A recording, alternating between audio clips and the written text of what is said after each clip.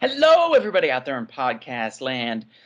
We are the Real Short Box. We are doing a Real Short Box Shorty. This one we are talking about. Kevin, Chris, what are we talking about? I mean, we're talking about upcoming summer movies for this great year of 2022.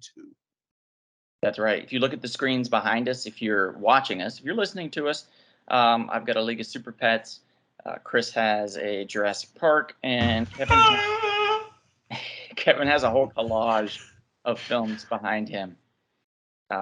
So a veritable cornucopia of delicacies for the eyes and ears is resting behind Kevin. That is correct. That was pretty long-winded, but whatever. We don't care. Anyway, let's get started, guys. We always do these shorties. We want to get in and get out as quick as possible, like with your moms. No, I'm kidding. Obviously. Come on now. This is a PG podcast. I can't help myself.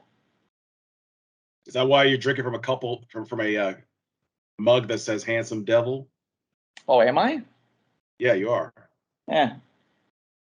Yeah, if the shoe fits. I mean. Yeah, well, in this case, you will not be acquitted. Oh man, come on now, take it easy on me. So let's talk about some films, guys. This is an exciting year. This really is, and it's an exciting year for multiple reasons. But I think the biggest reason is that it feels like we're finally lifting a little bit out of this quarantine, out of this COVID world bubble thing that we've been in for so long, for years. It feels like we've all lost a couple years, to be honest. Now, I've been talking with people and we're like, oh yeah, it was just last year. Oh, no, it wasn't.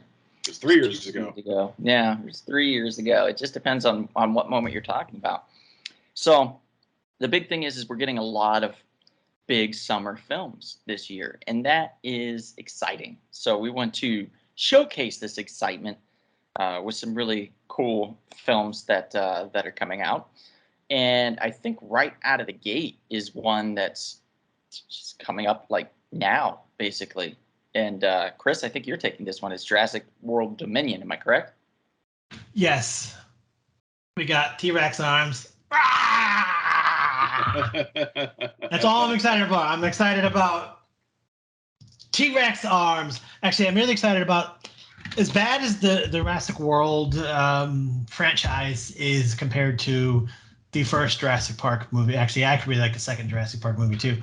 I'm excited about some things. There's one reason I like the second one, because Jeff Goldblum was the lead.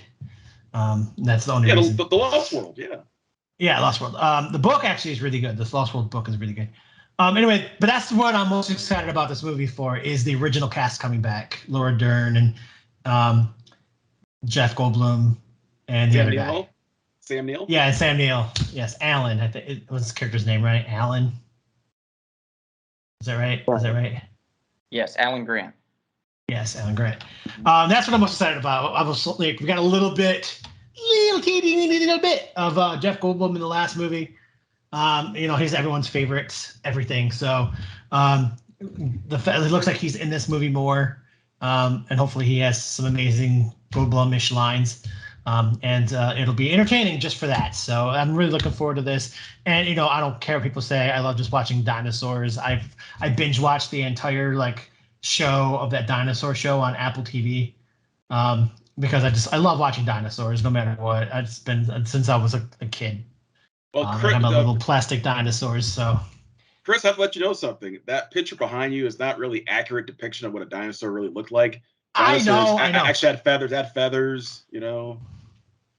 In fact, if you watch that show on Apple TV, they actually go based on what actual dinosaurs look like, and they kind of try to do like a realistic rendering. And they look, the T-Rex looks way different than they do on there. They tried making T-Rex look scary on there, but again, right. they show them as their genetic makeups. They're not like they just take some DNA and create their own. So I don't think they ever were like, well, this is a dinosaur. This is what they look like. So plus, isn't it true that birds are technically descendants of dinosaurs? Like in a way, it's supposed to be some kind of relation. Well, supposedly yes, in a way, yes. Well, there are some birds that were around back then, and they're the descendants of those. Right. They were giant owls, if I recall. Oh wow, that's scary. No, that's not correct. But human-like owls, according to this book I've been reading. It's called Dungeons and Dragons, which it's factual. Yeah. They, I'm pretty sure those human-like owls were goddesses, which I don't think is real life. Gods aren't real life? What? Goddesses aren't. Goddesses shaped like an owl. Oh, come on. Let's get over this nonsense and let's move on to the next one. I think that's the following weekend, right? There's like another big film coming out. yes, I believe it's called Lightyear, based on the doll Buzz Lightyear from the Toy Story franchise. So this is a very interesting setup here. You know, from what the synopsis says Buzz Lightyear is going to embark on an intergalactic adventure with a group of ambitious recruits and his robot companion. And we know Buzz Lightyear is a fun character from the Toy Story franchise. And I would like to see how this adventure is going to go down. I'm sure it's going to be a lot of fun, and I can't wait, in a couple of weeks to see it. Do you think Tim Allen's going to be in there somewhere? You would like to think so, right? Would it be foolish not to have him there? Well, here's the thing. Obviously, it makes sense because if it's the actual character Lightyear that they based the toy off of, the toy wouldn't have the same voice as the actual human, the character. Right. So, actually, I'm sorry. It's Chris Evans. Chris Evans is actually the voice of Buzz Lightyear. Yes. In this movie. Who did you say? No, I didn't say anything. You're the one who said, "Hey," you asked about Tim Allen. I'm getting to you, drunk bastard. Oh. The whole thing with Tim Allen is then that Tim Allen is the toy voice. The toy voice from the Toy Story franchise. Right. So I thought it would be kind of cool if there was somebody in there, like maybe at the end, in the credits or something. It's this guy that works at a toy company, and it's Tim Allen's voice, and he's like, "I have a great idea for a toy." That would be cool. And then it just. I have a better idea. At the very end, somebody's watching Tool Time with Tim Taylor, and they're like, "This is who's going to play Buzz." Yeah. Since they own the rights to ABC and it was an ABC show, why can't they? Yeah, that would be cool. I could get behind that. We have another film coming up. Is it the following week? Yeah, it is. It's like I think it's the following weekend. It's another big film. There's actually two of them that are coming out. So I'll mention this one first here. This one's called Marcel, the Shell with Shoes On. Now I know what you're thinking. What the hell are you thinking? It just sounds really, really cool, and I've seen the trailer multiple times. It's literally a live action stop motion animated hybrid mockumentary style film that deals with an anthropomorphic shell named Marcel, who Jenny Slate does the voice for. This Marcel embarks on a search, like a big journey, kind of a worldwide journey for his family, or her family, his, I think, family. And it's supposed to be pretty heartwarming, and it's spotlighting stop motion animation, which I have a huge love for, being a big Ray Harryhausen fan from the 50s, 60s, and 70s, and even into the 80s. There, I love his work, and I do love stop motion animation in general. I love like films like Kubo and the Two Strings and Paranorman and things like that, where they kind of balance that out with some computer effects and stuff. So I'm a big fan of that. So I'm really looking forward to it. That's coming out on June 24th. And not to continue too much more with this, it's on the same weekend, I think, as one of Kevin's choices, if I recall. Am I correct, Kevin? Yes, it is Elvis.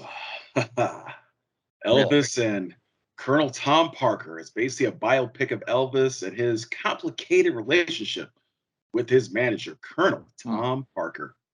And it's directed by a somewhat controversial director. A lot of people have issues with Baz Luhrmann.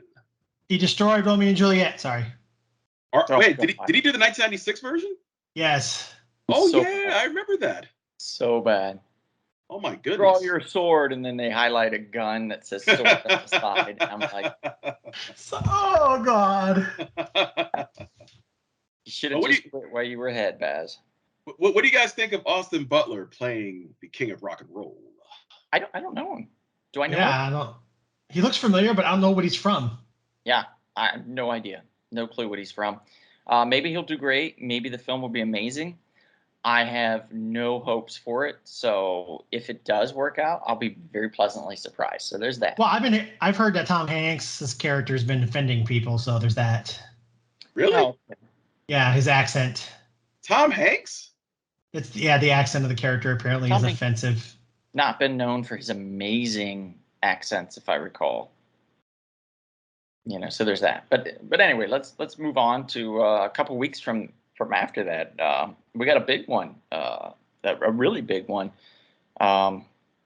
Chris Helmsworth, big. Thor, Love, and Thunder. Thunder. This is the first MCU film that actually has gotten to part 4 in the series. This is basically Thor 4. Well, so if you don't include Avengers, I guess. Well, true. That's true. But as far as like individual, Yeah. films, this is like the 4th go around with Thor. So it's pretty crazy. And of course, Mr. Taika Waititi, he's back directing, and he did a great job with the last movie.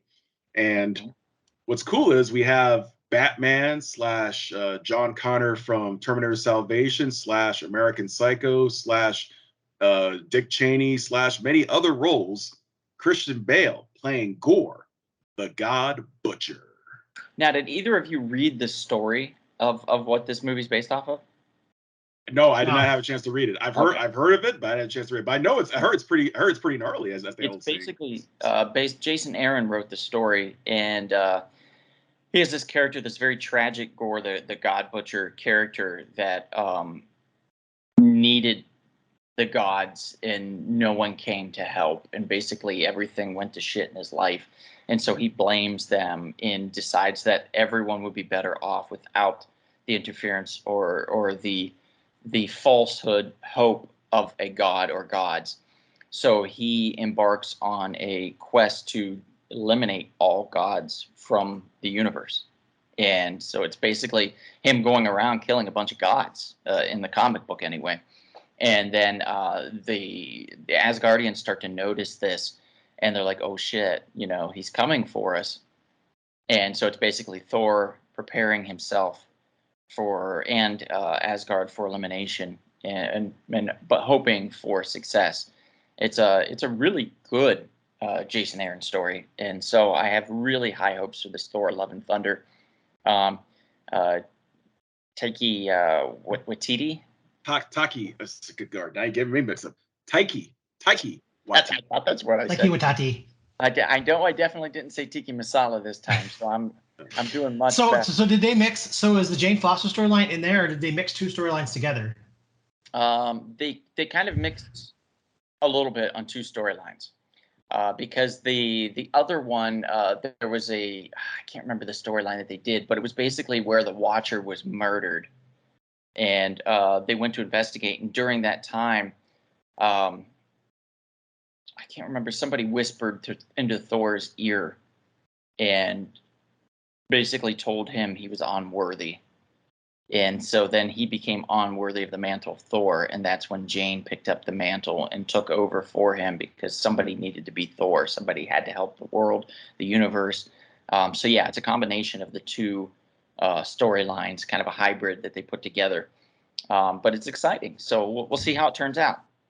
Speaking of exciting, that's going to be July 8th, by the way. So speaking of exciting, we have another exciting film. It's Miss Harris Goes to Paris. I believe that's the one you're talking about, Chris, right? No. You mean Nope? No, yes. Not of planet Earth. Yes. Not of planet Earth. Not of planet Earth. Coming out July 22nd is the movie I'm talking about next. Jordan Peele directed it. Really big fan of his last 2 movies, Us and Get Out. I think that this one is another good one, and I think it's funny because the day I saw the trailer, I had just been actually teaching about that the video of the guy riding the horse and about how it was an African American that rides that horse and stuff, and is the first like moving picture in Hollywood. And so that was really funny that like I was teaching it, and then I go to the movie theater, and there it is in a horror film. Or I guess a really horror, like alien style film. I'm really looking forward to it. I love alien films, and I love Jordan Peele's sense of direction. And this is probably the movie I'm looking forward to most this summer. Oh, and wow. I'm gonna go see it in Harlem, the same place I saw Get Out. And I'm sure it's going to be an experience, and it's going to be amazing. Nice. I'm going to follow you up a week later on July 29th with probably my most anticipated film of the summer. That is DC League of Super Pets. Yeah, so basically you get to meet all these computer animated super pets. So we get Crypto, we get Ace, we get Chip, we get a bunch of other new creations that were added for the film and into the story.